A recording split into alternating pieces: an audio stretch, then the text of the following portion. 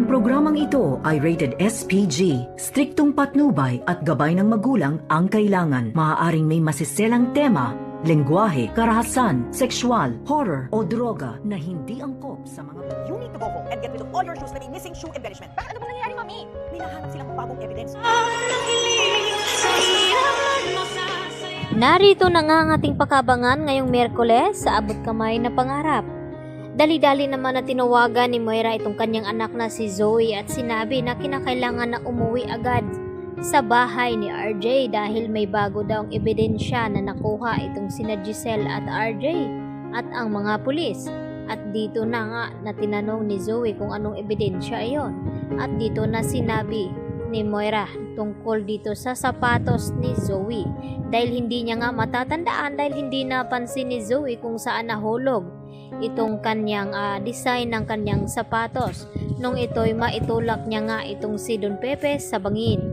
At nang makauwi na nga itong si Zoe ay huli na nga ang kanyang pagdating.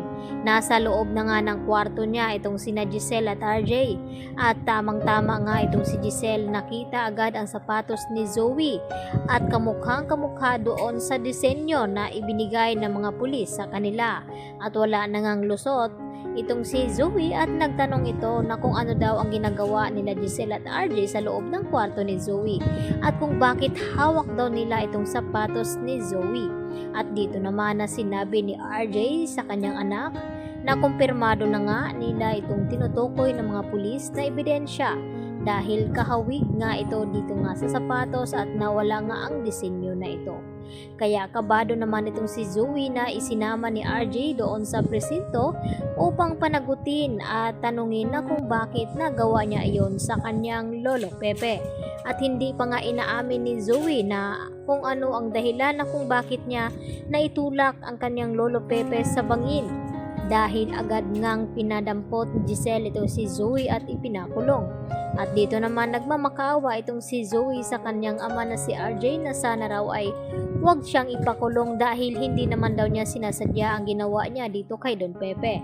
At galit na nga itong si RJ, ganun din itong si Annalena Giselle dahil hindi na daw naawa itong si Zoe na matanda na nga itong kanilang lolo ay nagawa pa niyang binalak na paslangin ang matanda kaya walang kapatawaran ang ginawa ni Zoe at hindi pa nga nila nalaman kung ano ba talaga ang totoong dahilan na kung bakit umabot sa ganung sitwasyon na nagawang ipadukot ni Zoe ang kanyang lolo kahit si Moira naman ang may pakana ng lahat at hindi naman maisuplong ni Zoe ang ina na siya nga ang dahilan na kung bakit nakidnap itong si Lolo Pepe dahil sa nalamang sikreto nito na itong si Zoe ay hindi nga tunay na anak dito ni RJ at hindi kadugo ng mga tanyag at lalo pa itong tunay na ama nito na si Carlos Benitez dahil yun nga lang ang sinabi ni Zoe ang tungkol sa pagtulak niya kay Don Pepe sa bangin dahil binalak niya ang iligtas ito sa mga kamay ng kanyang ina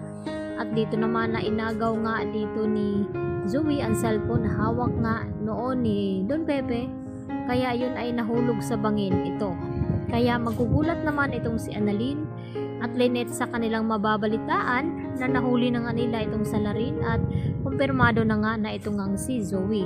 Lalong-lalo naman na hindi mapakali ngayon itong si Carlos Benitez dahil siya nga ang tunay na ama dito ni Zoe at nangako nga ito sa kanya na hindi daw niya ito pababayaan at gagawin ang lahat nang sa ganon ay hindi daw ito makulong. Subalit ay huli na nga ang lahat dahil kampante sila na absuelto na sa ebidensya ng pulis at may nakuha nga bagong ebidensya laban sa kanila. Yan lang po at maraming salamat.